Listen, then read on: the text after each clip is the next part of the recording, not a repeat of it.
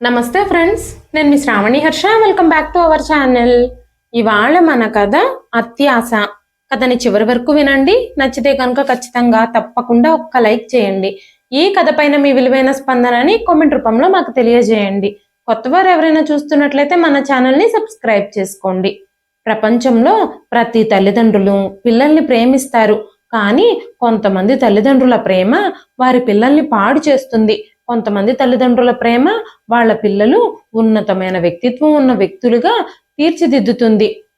తన కొడుకుని ఉన్నతమైన వ్యక్తిత్వం ఉన్న వ్యక్తిలా తీర్చిదిద్దాలన్న కోరికతో మహేశ్వరి గారు అంకిత్ని ఎంతగానో ప్రేమిస్తూ ఉన్నారు.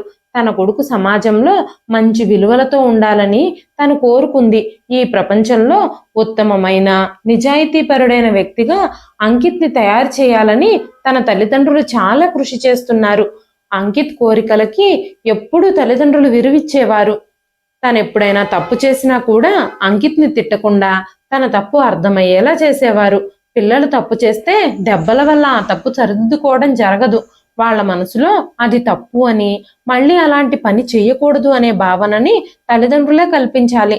తాము చేస్తున్నది తప్పు అని తెలియజేస్తే ఆ తరువాత పిల్లలు ఎప్పటికీ ఆ తప్పు చేయరు. చిన్న వయసులో పిల్లలు తప్పులు చేస్తే ప్రేమగా వాళ్ళకి అర్థమయ్యేలా చెప్పాలి.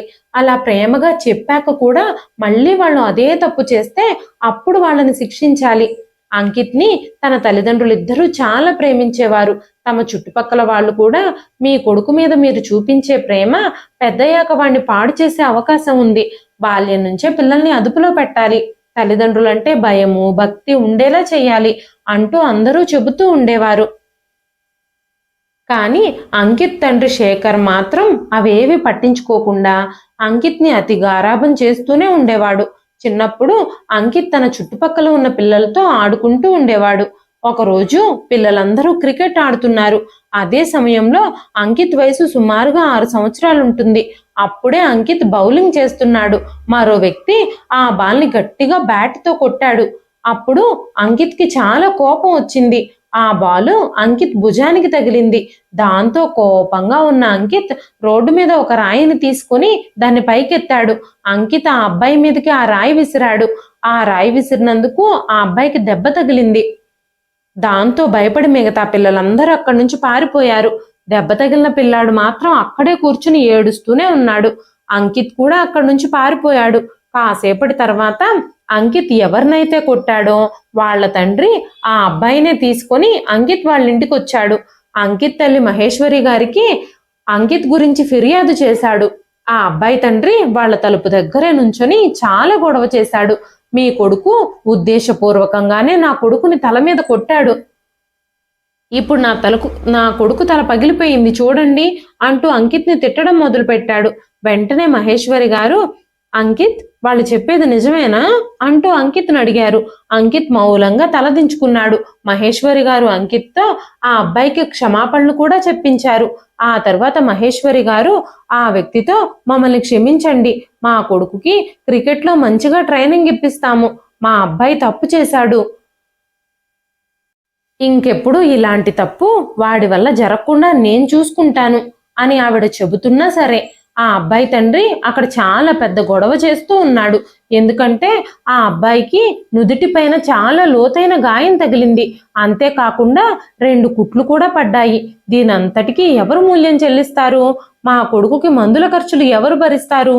మాకంత శక్తి సామర్థ్యాలు లేవు, ఆస్తిపాస్తులు లేవు. మీరు ఇలా దెబ్బలు తగిలిస్తే మేము ట్రీట్మెంట్ చేయించుకోవడానికి అని మాట్లాడుతూ ఉండగానే అదే సమయంలో అంకిత్ తండ్రి శేఖర్ అక్కడికి వచ్చాడు. శేఖర్ని చూసినప్పుడు ఆ అబ్బాయి తండ్రి ఇంకా పెద్ద గొడవ చేయడం మొదలుపెట్టాడు. మెల్లమెల్లగా మాట పెరిగి ఆ గొడవ చాలా పెద్దదైపోయింది. మహేశ్వరి గారు చాలా కోపంగా అంకిత్ని లోపలికి తీసుకెళ్లి తిట్టడం మొదలుపెట్టారు. నువ్వు ఇలా చేయకపోతే ఈ రోజు ప్రశాంతంగా గడిచిపోయేది. ఇప్పుడు చూడు, మీ నాన్నగారికి ఆయనకి మధ్యలో చాలా పెద్ద గొడవ జరుగుతుంది. ఇలాంటి గొడవలకి మనం చాలా దూరంగా ఉండాలి అని చెబుతూ ఉన్నప్పుడు అంకిత్ నిలబడి తన తల్లిని చూస్తూనే ఉన్నాడు. అంకిత్ తన తల్లి కళ్ళల్లోకి చూసినప్పుడు ఆ కళ్ళల్లో కన్నీళ్లున్నాయి. మహేశ్వరి గారు వాళ్ళని ఆపడానికి ప్రయత్నిస్తున్నారు. అప్పుడు చుట్టుపక్కల వాళ్ళు కూడా కొంతమంది అక్కడికి వచ్చారు. ఎలాగోలాగా ఆ గొడవను ఆపించారు. ఆ తరువాత శేఖర్ లోపలికి వచ్చాడు. మహేశ్వరి గారికి చాలా బాధగా అనిపిస్తుంది. ఆవిడ చాలా పెద్దగా ఏడుస్తుంది. మీరు కూడా వాళ్ళతో గొడవకు దిగుతున్నారు. తప్పంతా మన అబ్బాయిదే. ఆ అబ్బాయి తల మన కొడుకే ఇటుకతో కొట్టి పగలగొట్టాడు. మీరింకా వాళ్ళతో గొడవ పడతారేంటి? క్షమాపణలు చెబితే అయిపోయేదానికి అనగానే అంకిత్ మాట్లాడుతూ, అమ్మా, ముందు తనే నన్ను బాల్తో వీపు మీద కొట్టాడు. అందుకనే కోపంగా నేను ఇటుక తీసుకుని తన తల మీదకు విసిరాను. ఇందులో నా తప్పేమీ లేదు అని చెబుతూ ఉన్నప్పుడు, తను నిన్ను బంతితో కొడితే నువ్వు ఇటుకతో కొడతావా? ఇలాంటి చిన్న చిన్న తప్పులకే మేము నిన్ను ఆపలేకపోతే ఇంకా నువ్వు రేపు ఎలా తయారవుతావో చెప్పడానికి వీల్లేదు అంటూ శేఖర్ గారి వైపు చూస్తూ, ముందు ముందు మన కొడుకు ఎలాంటి పనులు చేస్తాడో, తను మెల్లమెల్లగా నేరస్తుడిగా కూడా మారిపోవచ్చు. మీరేం మాట్లాడకుండా మౌనంగా నిలబడ్డారేంటి? వాడికి కాస్త బుద్ధి చెప్పొచ్చు కదా అంటూ ఆవిడ తన భర్తను అడిగింది. అయినా సరే శేఖర్ గారు మహేశ్వరి గారితో, మహేశ్వరి, నువ్వు మౌనంగా ఉండు, వాడికి తినడానికి ఏమైనా పెట్టు, వాడు చేసిన దాంట్లో తప్పేమీ లేదు. నువ్వు ఎందుకంత ఎక్సైట్ అయిపోతున్నావు?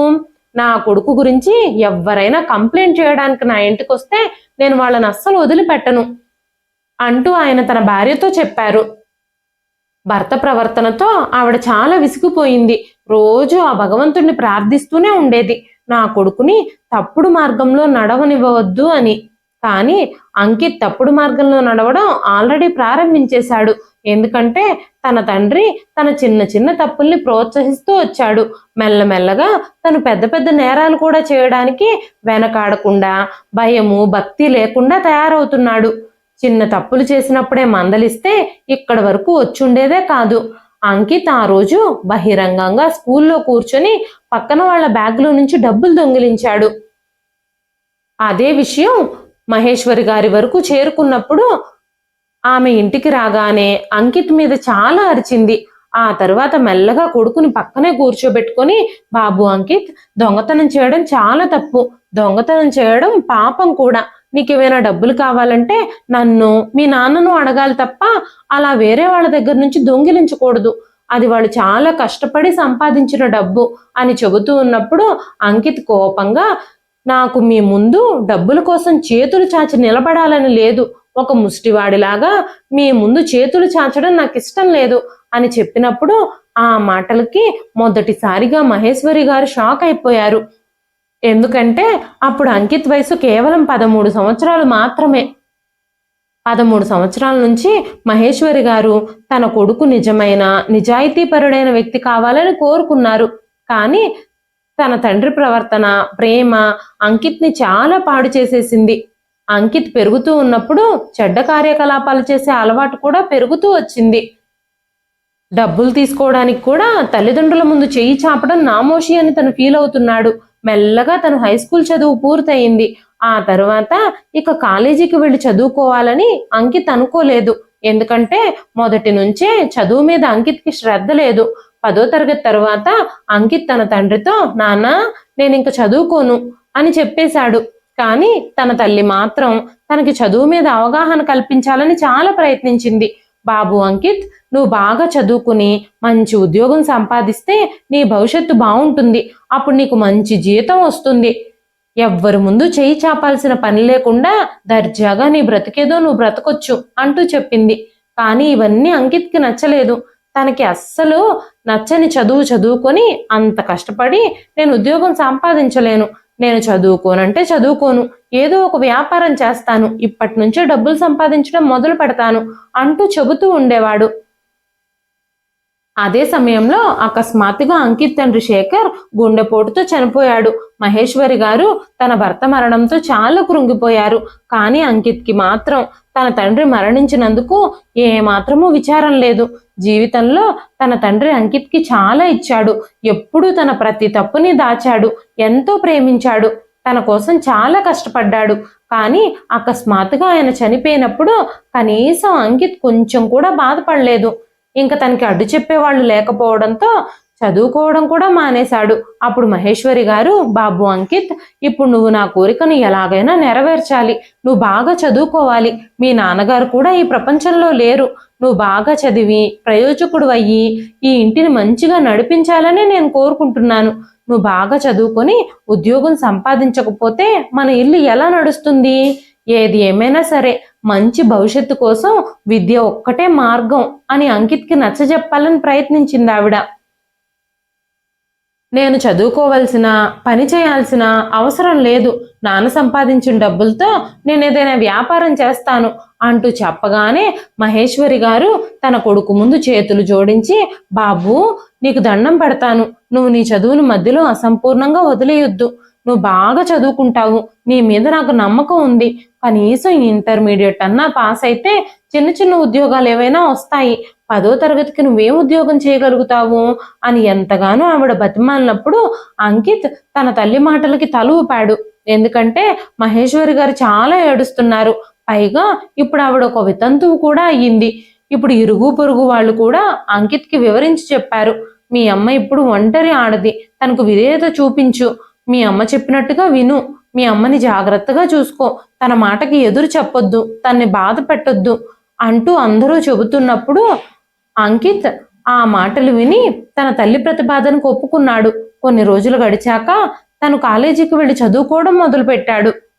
ఇప్పుడు ఆ ఇంట్లో సంపాదన కోసం వేరే మార్గం ఏమీ లేదు. మహేశ్వరి గారు తన కొడుకు కాలేజీ ఫీజులను కూడా కట్టాల్సింది, ఇంటి ఖర్చులు కూడా ఉన్నాయి. శేఖర్ గారు సంపాదించిన డబ్బంతా అప్పులకే ఖర్చు అయిపోయింది. ఇప్పుడు వాళ్ళకి మద్దతు ఇచ్చే వాళ్ళు కూడా ఎవ్వరూ లేరు. అంకిత్ ఏదైనా పని చేసి డబ్బులు సంపాదించాలంటే కూడా తన చదువు పాడైపోతుంది. అందుకే మహేశ్వరి గారు తానే ఎలాగైనా ఏదో ఒక పని సంపాదించాలని, ఆ పనితోనే డబ్బులు సంపాదించుకోవాలని చాలా ప్రయత్నాలు చేశారు. ఆ తర్వాత ఒక బట్టలు తయారు చేసే ఫ్యాక్టరీలో ఒక చిన్న పని దొరికింది ఆవిడికి. ఆ పని ఆవిడికి చాలా తక్కువ డబ్బులే పొందుతుంది. ఆ డబ్బుతోనే అంకిత్ కాలేజీ ఫీజులు కడుతున్నారు. డబ్బు తక్కువ అయినప్పటికీ ఇల్లంతటినీ చాలా జాగ్రత్తగా నడిపిస్తుంది ఆవిడ. తక్కువ డబ్బులతో కూడా ఇంటిని ఎలా సర్దుబాటు చేయాలో ఆవిడకి బాగా తెలుసు. ఆవిడ ఇంటిని చాలా జాగ్రత్తగా కష్టపడి నడిపిస్తున్నారు. ప్రతి నెల కష్టపడి పనిచేసిన తర్వాత మొదటగా ఆవిడ కాలేజీ ఫీజునే కట్టేవారు. కానీ అంకిత్ కాలేజీకి వెళ్లకుండా, తన తల్లి కష్టానికి విలువివ్వకుండా ప్రతి నెల తన తల్లి కాలేజీ ఫీజుల కోసం ఇచ్చే డబ్బులన్నింటినీ తీసుకొని స్నేహితులతో కలిసి జల్సాలు చేసుకుంటూ ఉండేవాడు. ఉదయాన్నే తన ఖర్చుల కోసం, కాలేజీ ఫీజుల కోసం తన తల్లి దగ్గర నుంచి డబ్బులు తీసుకునేవాడు. మహేశ్వరి గారు ఉదయాన్నే నిద్రలేచి తన కొడుకుకి టిఫిన్ పెట్టి లంచ్ బాక్స్ కట్టి కాలేజీకి పంపించిన తర్వాత ఆవిడ ఫ్యాక్టరీకి వెళ్ళి పనిచేసేవారు. ఆవిడ రాత్రి 8 గంటల తర్వాత తిరిగి వచ్చేవారు. రోజంతా తన కొడుకు ఎక్కడికి వెళుతున్నాడు, ఏం చేస్తున్నాడో ఆవిడకి తెలియదు. రోజు బుద్ధిగా కాలేజీకి వెళ్ళి తన కొడుకు కష్టపడి చదువుకుంటున్నాడు అని మహేశ్వరి గారు ఫీల్ అయ్యేవారు. కానీ ఆ సంవత్సరం మొత్తం అంకిత్ తల్లి ఇచ్చిన డబ్బులతో ఫ్రెండ్స్తో కలిసి సినిమాలకి, షికార్లకని తిరుగుతూ ఉన్నాడు. కొన్ని రోజుల తర్వాత సరిపడినంత అటెండెన్స్ లేనందున, సబ్జెక్టులు కూడా పాస్ అవ్వకపోవడం వలన అంకిత్ పేరుని ఆ కాలేజీ రిజిస్టర్ నుంచి తొలగించారు. ఆ రోజే మహేశ్వరి గారికి అంకిత్ కాలేజీకి వెళ్ళడం లేదు అన్న విషయం తెలిసింది.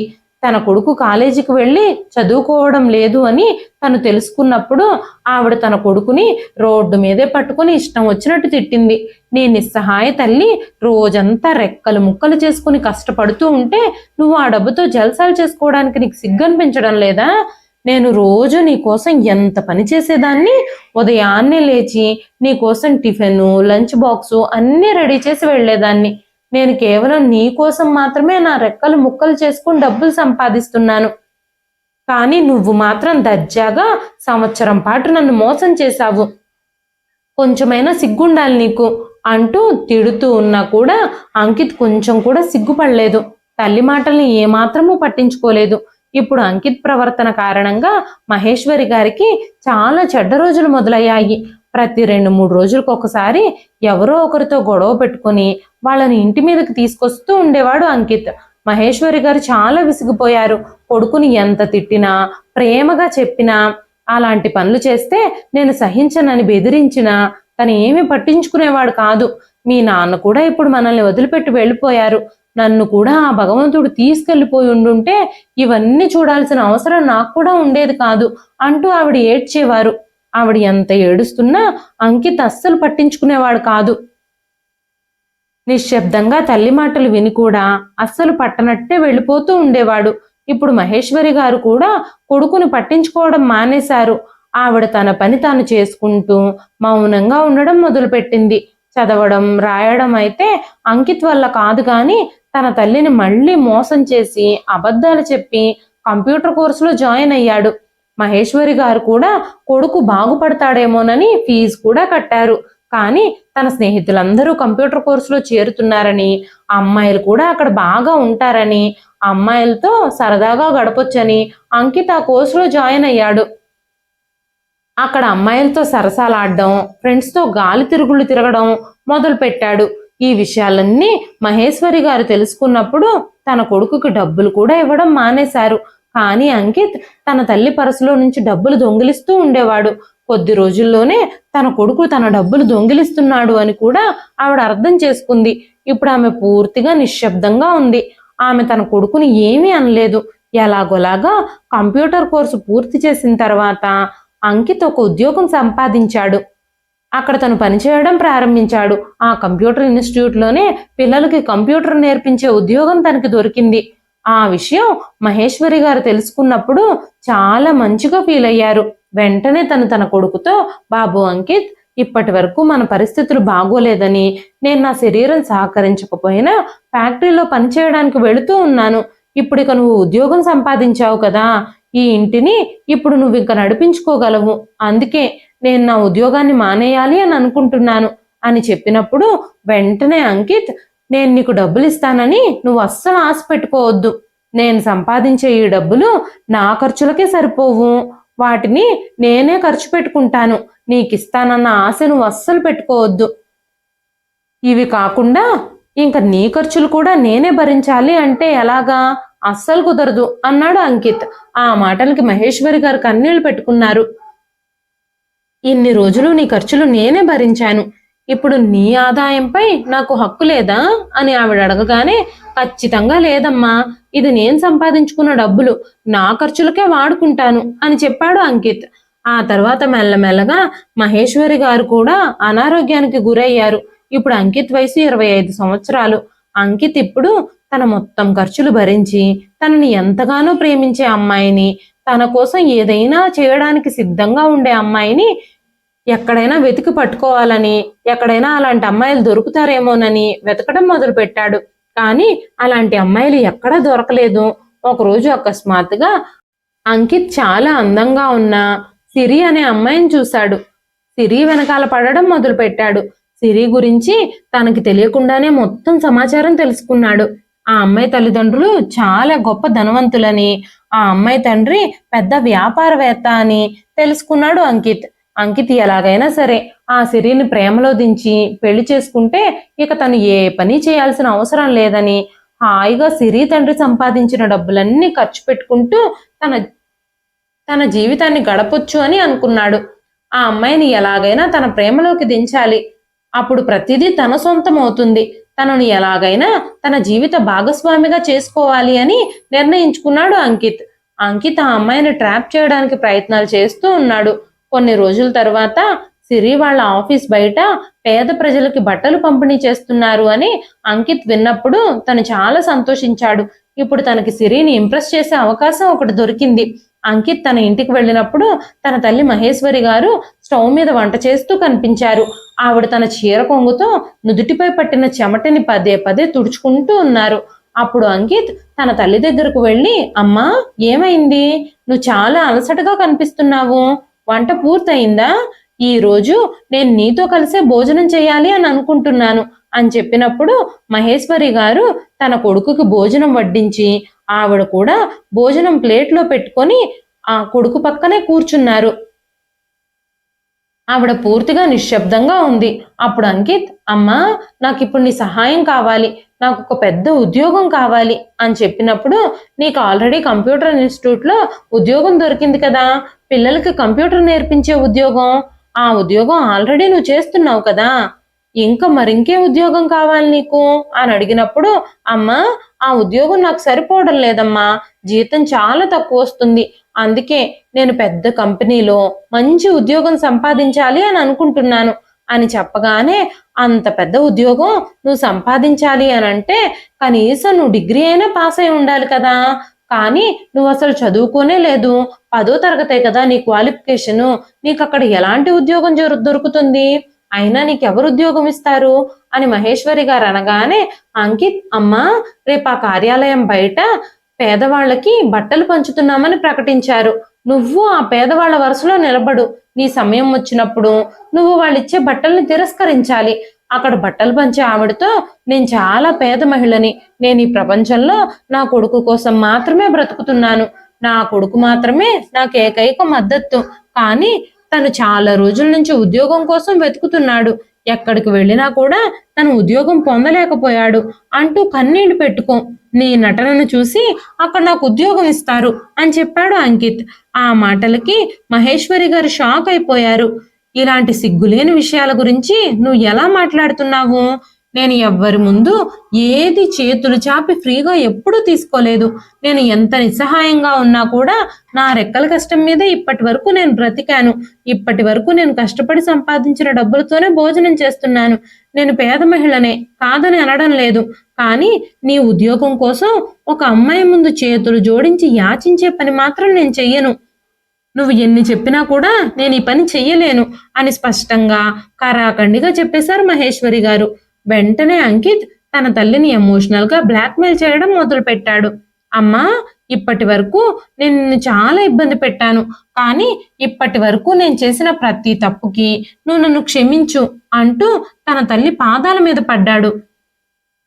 అమ్మా దయచేసి నన్ను అర్థం చేసుకో, ఇది నాకు చాలా మంచి అవకాశం, నువ్వు ఈ పని చెయ్యకపోతే నా భవిష్యత్తు అంతా చెడిపోతుంది, నాకు ఆ సంస్థలో ఉద్యోగం వస్తే నా భవిష్యత్తు బాగుపడుతుంది, నా జీవితం కూడా బాగుంటుంది, నువ్వు ఇక ఎప్పటికీ పని చేయాల్సిన అవసరం ఉండదు, దయచేసి నా అభ్యర్థనని అంగీకరించమ్మా, ఈ ఒక్క చిన్న సహాయము నాకు చెయ్యి అంటూ తన తల్లిని కాళ్ళు పట్టుకుని బతిమాలుతూనే ఉన్నాడు అంకిత్. తన కొడుకు కన్నీళ్లను చూసి మహేశ్వరి గారు చెల్లించిపోయారు. తన ఉద్యోగం కోసమే కదా అడుగుతున్నాడు అని ఆ పని చేయడానికి ఒప్పుకున్నారు ఆవిడ. కానీ ఆవిడ ఆ పని చేయడానికి చాలా ఇబ్బంది పడుతుంది, ఇవన్నీ చేయడం ఆవిడకి అంత తేలికైన పని కాదు, తనకి నటించడం రాదు, అలా యాచించడం అస్సలు ఇష్టం ఉండదు, కానీ కొడుకు కోసం ఇవన్నీ చేయక తప్పడం లేదు. తర్వాత రోజు ఉదయం మహేశ్వరి గారు నిద్ర లేచినప్పుడు కొడుకు అంకిత్, అమ్మా నువ్వు ఇవాళ ఫ్యాక్టరీలో పనికి వెళ్లాల్సిన అవసరం లేదు, మనం ఆ కార్యాలయం ముందు పేదవాళ్ళకి బట్టలు పంచే కార్యక్రమానికి వెళదాం అని చెప్పి బ్లేడ్ తీసుకొని తన తల్లి చీరని అక్కడక్కడ బ్లేడ్తో కట్ చేయడం మొదలు పెట్టాడు.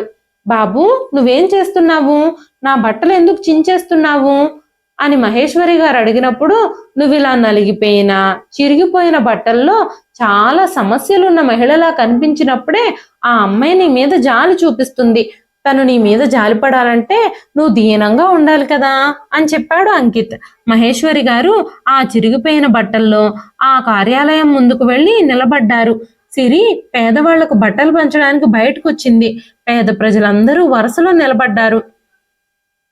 అంకిత్ తన తల్లిని కూడా అక్కడ వరుసలోకి వెళ్లి నిలబడమని అడిగాడు. దూరం నుంచి అంకిత్ అక్కడ జరుగుతున్న కార్యక్రమం అంతా చూడడం ప్రారంభించాడు. కొంతసేపటి తర్వాత లేత నీలం రంగు సూట్ ధరించి అటు ఇటు బాడీ గార్డ్స్ తో సిరి బయటకు వచ్చింది. తన కళ్ళకున్న కళ్ళద్దాలు తొలగించి ప్రజలందరికీ బట్టలు పంపిణీ చేయడం మొదలుపెట్టింది. అంకిత్ దూరం నుంచి చూస్తూ ఉన్నాడు. సైగలతో తన తల్లికి నువ్వు చాలా బాగా నటించాలి, దొరికిన ఈ అవకాశాన్ని వేస్ట్ చేసుకోవద్దు అంటూ చెబుతూనే ఉన్నాడు. మహేశ్వరి గారి కళ్ళల్లో నీళ్లు తిరుగుతున్నాయి. మహేశ్వరి గారి వంతు వచ్చినప్పుడు సిరి తన చేతుల్లో బట్టలు తీసుకొని ఆవిడ వైపు నడిచింది.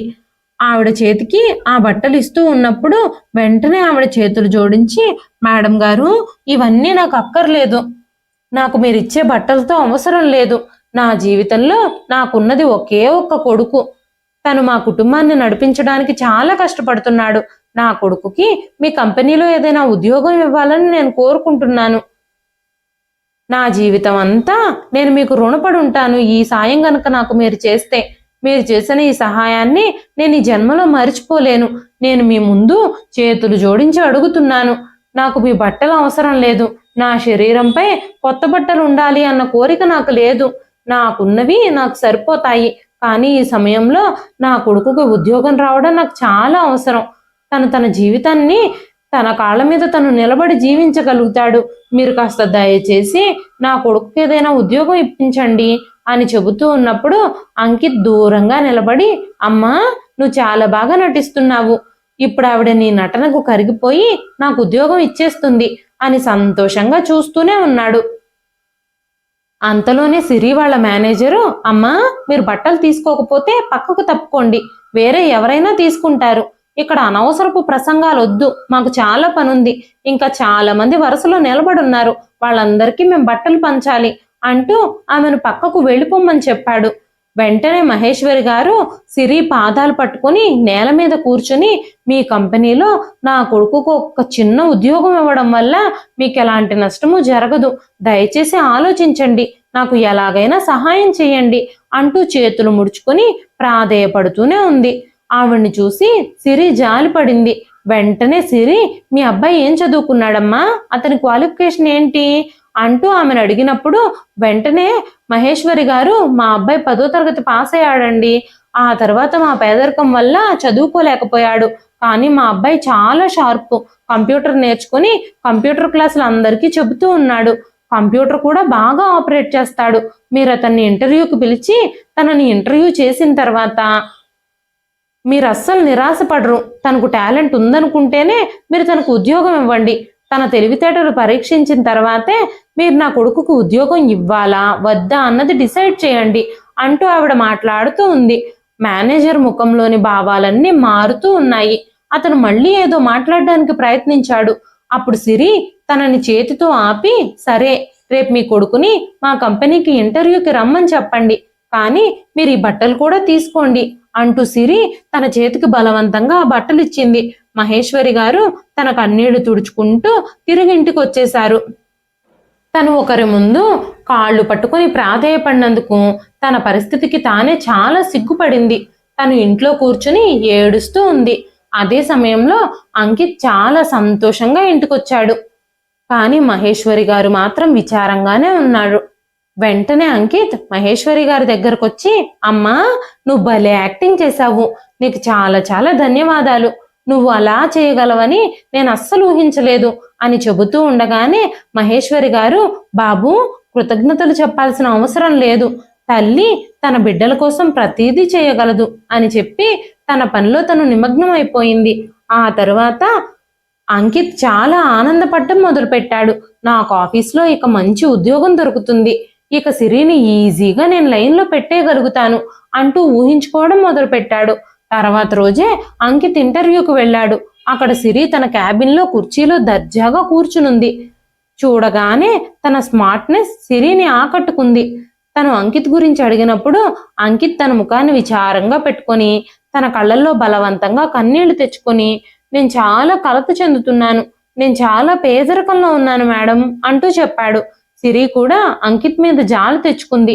మేడం నా గురించి నన్ను ఏం చెప్పమంటారు, నేను కేవలం 10వ తరగతి మాత్రమే పాస్ అయ్యాను, నేను ఉన్నత విద్యావంతుణ్ణి మాత్రం కాదు, మీ కంపెనీలో ఏ ఉద్యోగము చేయడానికి నాకు అర్హత లేదు, ఇంత పెద్ద కంపెనీలో నాలాంటి కేవలం హై స్కూల్ చదువు మాత్రమే చదివిన వ్యక్తికి 10వ తరగతి మాత్రమే పాస్ అయిన వాడికి ఉద్యోగం ఎలా ఇస్తారు, ఇంత పెద్ద కంపెనీలో పనిచేయాలంటే కనీసం డిగ్రీ అయినా ఉండాలి, కానీ నా దగ్గర ఏమీ లేదు, అందుకే నేను నా తల్లిని చాలా తిరస్కరించాను, కానీ తను నన్ను ఈ ఇంటర్వ్యూకి వెళ్ళాలని పట్టుబట్టింది, కేవలం మా అమ్మ సంతోషం కోసమే నేను ఈ ఇంటర్వ్యూకి వచ్చాను, ఆవిడ మిమ్మల్ని బ్రతిమాలినందుకు మీ ముందు ప్రాధేయపడినందుకు నేను చాలా ఇబ్బంది పడుతున్నాను అని మాట్లాడుతూ ఉండగానే వెంటనే సిరి, మీరు నా ఏ ప్రశ్నలకి సమాధానం ఇవ్వాల్సిన అవసరం లేదు, మీరు మీ కన్నీళ్లను తుడుచుకోండి, మీ అమ్మగారు చాలా మంచి మహిళ, నాకు ఆవిడ చాలా నచ్చారు, ఆవిడ ప్రతి మాటలోనూ నిజాయితీ ఉంది,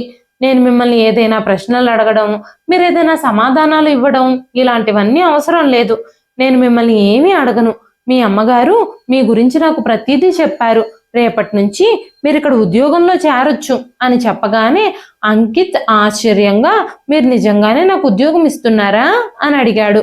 వెంటనే సిరి, నిజమే, నేను మీకు ఉద్యోగం ఇస్తున్నాను, రేపటి నుంచి మీ పనితీరు ఎలా ఉంటుందో నేను చెక్ చేస్తాను, మీరు మొదట ఈ శుభవార్తని మీ తల్లికి చెప్పండి, తను చాలా సంతోషిస్తుంది అని చెప్పింది. అంకిత్ ఇంటికి వెళ్ళి తన తల్లితో ఈ విషయం అంతా చెప్పాడు. మరుసటి రోజు నుంచి ఆ కంపెనీలో ఉద్యోగం చేయడం మొదలుపెట్టాడు. అంకిత్ రోజు చాలా కష్టపడి పనిచేస్తున్నాడు. అక్కడ చేసే ప్రొడక్షన్ కి సంబంధించిన అన్ని వివరాలు కంప్యూటర్లో ఎంటర్ చేయాలి, బిల్లులు కూడా రెడీ చేయాలి. మొదటి రోజు నుంచి అంకిత్ చాలా బాగా పనిచేస్తున్నాడు. తన పని అందరినీ ఆకట్టుకుంది. ఆ రోజు రాత్రి అంకిత్ ఇంటికి వచ్చేసరికి మహేశ్వరి గారు కొడుకు కోసం భోజనం సిద్ధం చేస్తూ ఉన్నారు. బాబు, ఉదయం నుంచి పని చేసి చేసి అలసిపోయినట్టున్నావు, నేను నీకోసం భోజనం తీసుకొస్తానుండు అని చెప్పినప్పుడు అంకిత్ తన తల్లి మాటలకి ఎలాంటి అడ్డు చెప్పకుండా మౌనంగా వచ్చి భోజనం చేసేశాడు. తర్వాత రోజు నుంచి అంకిత్ తల్లిని గౌరవించడం ప్రారంభించాడు. తన కొడుకు ప్రవర్తన ఇప్పుడు మెరుగుపడిందని, ఈ ఉద్యోగంతో అతను మారిపోయాడని మహేశ్వరి గారు అనుకున్నారు. కానీ అంకిత్ మాత్రం తన తల్లి మీద ప్రేమ ఉన్నట్టుగా నటిస్తూ ఉన్నాడు. సిరిని ఎలాగైనా తన వైపు తిప్పుకోవాలని ప్రయత్నిస్తున్నాడు. తన తల్లి గురించి చాలా గౌరవంగా సిరితో మాట్లాడుతూ ఉండేవాడు అంకిత్. ఆ మాటలు సిరిని చాలా ఆకట్టుకుంటూ ఉండేవి. ఈ వ్యక్తికి తన తల్లి మీద ఎంత ప్రేమ, ఎంత గౌరవం అని అనుకుంటూ ఉండేది సిరి. అతని మీద నెమ్మది నెమ్మదిగా మంచి అభిప్రాయం ఏర్పడుతూ వచ్చింది సిరికి. మీరు ఈ కాలం అబ్బాయిలకి చాలా భిన్నంగా ఉన్నారు అని చెప్పి సిరి అంకిత్ని గౌరవించడం ప్రారంభించింది. సిరి రహస్యంగా అంకిత్ పనితీరుని పరీక్షిస్తూ ఉండేది. అప్పుడప్పుడు అంకిత్ క్యాబిన్ దగ్గరకు వచ్చి మాట్లాడి వెళుతూ ఉండేది. ఇప్పుడు ఇంకా తర్వాత స్టెప్కి టైం వచ్చింది అని అంకిత్ అనుకున్నాడు. ఆ తర్వాత రోజు అంకిత్ ఆఫీస్కి వెళ్ళలేదు. మహేశ్వరి గారు, బాబు అంకిత్, ఇవాళ ఎందుకు ఆఫీస్కి వెళ్ళలేదు అని అడిగారు.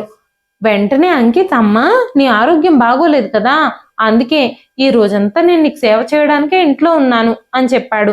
కానీ ఇదంతా సిరిని అట్రాక్ట్ చేయడానికి అంకిత్ వేసిన ప్లాను.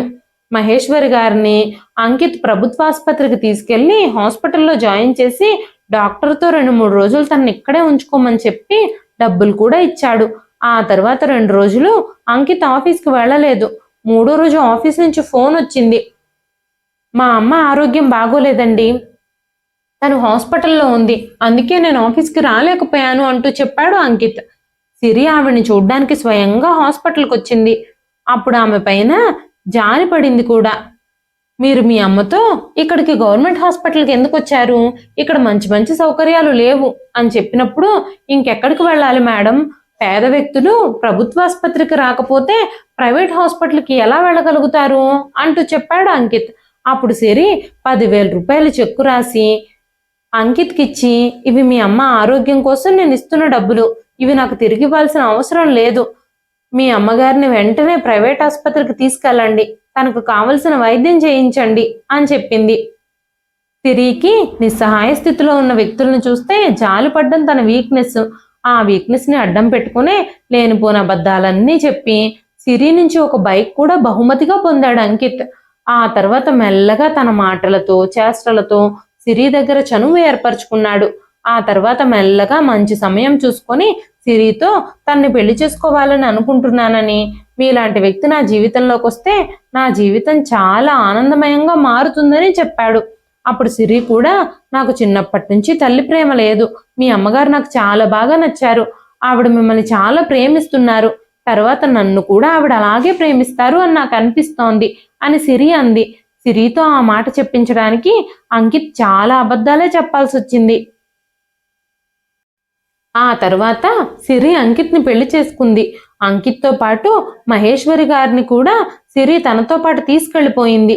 ఏ ఆఫీస్లో అయితే అంకిత్ సిరి కింద వర్క్ చేశాడో ఇప్పుడు అదే ఆఫీస్కి యజమానయ్యాడు. ప్రజలందరూ అంకిత్ని ఆశ్చర్యంతో చూసేవారు. అంకిత్ చాలా కష్టపడి పనిచేసి వ్యాపారాన్ని బాగా నిర్వహించేవాడు. ఆ వ్యాపారాన్ని ఎలాగైనా తన చేతిలోకి తీసుకోవాలని అంకిత్ అనుకున్నాడు. ఆ తరువాత సిరి తన పై చదువులు చదవడానికి లండన్ యూనివర్సిటీలో సీట్ రావడంతో 2 సంవత్సరాల కోసం లండన్ వెళ్ళింది. సిరి లండన్ వెళ్ళిన తర్వాత ఆ వ్యాపారాన్ని పూర్తిగా అంకిత్తే చూసుకోవడం మొదలుపెట్టాడు. అదే సమయంలో అంకిత్ తనతో వ్యాపారంలో పోటీ పడే మరో వ్యాపారవేత్తతో స్నేహ సంబంధం ఏర్పరచుకోవడానికి ప్రయత్నించాడు. అతనికి ఒక కూతురు కూడా ఉంది. తన పేరు అను. మెల్లమెల్లగా అంకిత్ అనుని కూడా ట్రాప్ చేయడం మొదలుపెట్టాడు. తను చాలా మంచివాడని, తన మంచితనాన్ని చూపించుకోవడానికి నాటకాలు ఆడడం మొదలుపెట్టాడు. తనని చాలా గౌరవించడం, తన ముందు నటించడం చేసేవాడు. సిరితో తను రోజు ఫోన్లో మాట్లాడుతూనే ఉండేవాడు. తను సిరిని చాలా మిస్ అవుతున్నాను అని, తొందరగా ఇండియాకి తిరిగి వచ్చేయమని ఎప్పుడూ సిరి ఫోన్ చేసినప్పుడల్లా ఫోన్లో చెబుతూ ఉండేవాడు. మరో పక్క అనుని కూడా నెమ్మదిగా ప్రేమలోకి దింపాడు.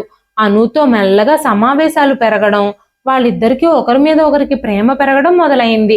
సడన్ గా ఒకరోజు అను వింతగా ప్రవర్తించడం మొదలుపెట్టింది. రోజు తను అంకిత్తో నవ్వుతూ మాట్లాడేది.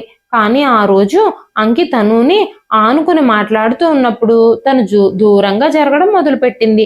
ఈ మార్పు అనులో ఎందుకు వచ్చిందో అంకిత్కి అర్థం కాలేదు. నేను నిన్ను పెళ్లి చేసుకోవాలని అనుకుంటున్నాను, నేను నిన్ను చాలా ప్రేమిస్తున్నాను అని అంకిత్ అనుతో చెప్పినప్పుడు ఆ మాట వినగానే అను ఆశ్చర్యపోయింది. వెంటనే అను కూడా, మా నాన్న అమ్మ కూడా ఈ విషయం గురించే మిమ్మల్ని ఒకసారి కలవాలి అని అనుకుంటున్నారు. నేను అన్ని విషయాలు ఇంట్లో చెప్పాను, మీరు ఒక్కసారి వచ్చి మా అమ్మా నాన్నల్ని కలిస్తే బాగుంటుంది అని చెప్పినప్పుడు కారులో అంకిత్ అను తల్లిదండ్రుల్ని కలవడానికి వెళ్ళాడు. అప్పుడు అను, అంకిత్, మీరు నా కుటుంబాన్ని కలవడం నాకు చాలా సంతోషంగా ఉంది. మా ఇంట్లో వాళ్ళందరూ మిమ్మల్ని చాలా ఇష్టపడతారు, మా ఇంట్లో వాళ్ళందరికీ మీరు ఖచ్చితంగా నచ్చుతారు అని చెప్పినప్పుడు అంకిత్ కూడా, మీ కుటుంబ సభ్యుల్ని కలుస్తున్నందుకు నాకు కూడా చాలా సంతోషంగా ఉంది అంటూ అనుతో చెప్పాడు. ఆ తరువాత అను ఇంటి ముందు కారు ఆపినప్పుడు ఎదురుగా ఉన్న సిరిని చూసి అంకిత్ చాలా భయపడ్డాడు. వెంటనే అనుతో, నేను మీ తల్లిదండ్రుల్ని తర్వాత కలుస్తాను, ఇప్పుడు నేను చాలా అలసిపోయాను, నాకు అర్జెంట్ పని ఉంది, నేను ఇప్పుడు ఇంటికి వెళ్ళిపోవాలి అని చెప్పాడు. ఒక్కసారి నా చెయ్యి వదులు అని చెబుతూనే ఉన్నాడు అంకిత్. అంకిత్ అను వాళ్ళ బంగ్లా లోపలికి వెళ్లకుండా ఎలాగైనా బయటకు వెళ్ళిపోవాలి అని అనుకున్నాడు. కానీ అను బలవంతంగా అతన్ని లోపలికి తీసుకెళ్లిపోయింది. సిరి అంకిత్ ఇంకా అనుని చూసి ఆశ్చర్యంగా చూస్తూ ఉండిపోయింది. వెంటనే సిరి, మీరు నాకు ముందే చెప్పుంటే నేను మీ రిసీవింగ్ కోసం అన్ని ఏర్పాట్లు చేసి ఉండేదాన్నే అనగానే అను సిరితో, నేను ఆల్రెడీ ఏర్పాట్లన్నీ చేసేశాను అని చెప్పినప్పుడు బయట నుంచి పోలీసులు వస్తూ ఉన్నారు. ఆ పోలీసుల్ని చూసి అంకిత్ చాలా భయపడ్డాడు. ఇక్కడ ఏం జరుగుతుంది అంటూ అనుని అడిగాడు. వెంటనే అను, ఇది నా ఇల్లే, సిరి నా అక్క, మా పెదనాన్న కూతురు, ఆల్రెడీ మా అక్కని పెళ్లి చేసుకొని నన్ను ట్రాప్ చేయాలని చూసావు. మా కుటుంబం గురించి పూర్తిగా ఎప్పుడూ తెలుసుకోవాలని కూడా నువ్వు అనుకోలేదు, ఎప్పుడూ మా ఆస్తి మీదే కన్నేశావు. మా అక్క ఎవ్వరూ లేని ఒంటరి అమ్మాయిని నువ్వు అనుకున్నావు కదా, కాబట్టే సులభంగా ట్రాప్ చేసి మోసం చేయొచ్చు అనుకున్నావు కదా. నాటకాలాడి ఆ కంపెనీలో జాబ్ సంపాదించి పెళ్లి కూడా చేసుకున్నావు. మా అక్క లండన్ వెళ్ళగానే నన్ను ప్రేమలో దించడానికి ప్రయత్నించావు. వీటన్నింటికి ఖచ్చితంగా నువ్వు శిక్షను పొందుతావు అని చెప్పింది అను. సిరి తనని మోసం చేసినందుకు అంకిత్ని అసహించుకోవడం మొదలుపెట్టింది. అప్పుడు అంకిత్, సిరి, నేను నిన్ను మాత్రమే ప్రేమిస్తున్నాను, ఈ అను అన్ని అబద్ధాలే చెప్తుంది, నన్ను మోసం చేసి ఇక్కడికి తీసుకొచ్చింది, ఈ అనుకి నాకు ఎలాంటి సంబంధం లేదు, తను చెప్పేవన్నీ అబద్ధాలు, మన ఇద్దరి మధ్య సంబంధాన్ని చెడగొట్టాలని చూస్తుంది ఈ పిల్ల అని చెప్పినప్పుడు మహేశ్వరి గారు కూడా అక్కడే ఉన్నారు. వెంటనే ఆవిడ అంకిత్ని లాగి పెట్టి కొట్టి, నువ్వు నీ జీవితంలో ఎన్నో పాపాలు చేశావు, తప్పులు చేశావు, సిరిని నిజంగా ప్రేమించి పెళ్లి చేసుకున్నావని మాత్రమే నేను అనుకున్నాను, నువ్వు మారిపోయావనుకున్నాను, కానీ ఇప్పటికి కూడా నీ బుద్ధిని చూపిస్తూనే ఉన్నావు, నువ్వు ఎప్పటికీ మారవు అని నాకు అనిపిస్తోంది, నువ్వు ఎవరినైనా మోసం చేయగలవు, ఎవరి జీవితంతోనైనా ఆడుకోగలవు అంటూ మహేశ్వరి గారు సిరితో స్వయంగా నా ఒంటి మీద బట్టలు చింపి మీ ముందు ఉద్యోగం కోసం అడుక్కునేలా చేశాడు నా కొడుకు. ఆ రోజు నేను అనారోగ్యంతో ఉన్నట్టు హాస్పిటల్లో ఉండడం కూడా తను ఆడిన నాటకమే, కానీ నా కొడుకు నిన్ను నిజంగా ప్రేమించాడని నేను అనుకున్నాను, అందుకే మీ పెళ్లికి నేను ఎలాంటి అడ్డు చెప్పలేదు, లేదంటే వీడి బుద్ధిని అప్పుడే బయట పెట్టేదాన్ని. అమ్మా సిరి, నన్ను క్షమించమ్మా అంటూ సిరికి క్షమాపణలు చెప్పారు మహేశ్వరి గారు. ఆ తర్వాత పోలీసులు అంకిత్కి సంకెళ్ళు వేసి జైలుకి తీసుకెళ్లారు. సిరి మహేశ్వరి గారితో, అమ్మా, మీరు నన్ను నిజంగా ప్రేమించారు, నాకు మా అమ్మ ప్రేమని రుచి చూపించారు, మీరు నాతోనే ఉండాలని నేను కోరుకుంటున్నాను, మిమ్మల్ని మా అమ్మలా చూసుకుంటాను అంటూ సిరి చెప్పింది. మహేశ్వరి గారు పోలీసులతో వెళ్తున్న తన కొడుకుని చూస్తూ, చిన్నప్పటి నుంచి నీ ప్రవర్తన మార్చుకోమని, నీ తప్పుల్ని సరిదిద్దుకోమని ఎన్నోసార్లు చెప్పాను నేను, కానీ నువ్వు జైలుకు వెళ్లే వరకు తెచ్చుకున్నావు, ముందే నా మాట వినుంటే ఇవన్నీ తప్పించుకునేవాడివి, నువ్వు చేసిన తప్పులకి ఆ జైల్లోనే శిక్ష అనుభవించు, అప్పుడే నీకు బుద్ధి వస్తుంది అంటూ చెప్పారు. సిరి అంకిత్కి విడాకులు ఇచ్చి తనతో బంధాన్ని శాశ్వతంగా తెంచేసుకుంది. అంత మంచి జీవితం దొరికినా కూడా సంతృప్తి పడకుండా అత్యాశకు పోతే ఇలానే జరుగుతుంది. అంకిత్ తన బుద్ధికి తగిన ప్రతిఫలాన్ని అనుభవిస్తూ ఉన్నాడు. ఇదండి ఈ రోజు కథ. ఈ కథ మీకు ఎలా అనిపించింది? కథ నచ్చితే ఒక లైక్ చేయండి. ఈ కథ పైన మీ విలువైన స్పందనని కామెంట్ రూపంలో మాకు తెలియజేయండి. మరెన్నో ఇలాంటి ఇంట్రెస్టింగ్ కథల కోసం మన ఛానల్ని సబ్స్క్రైబ్ చేసుకోండి. మరొక మంచి కథతో రేపు మళ్ళీ కలుస్తానండి. అంతవరకు సెలవు.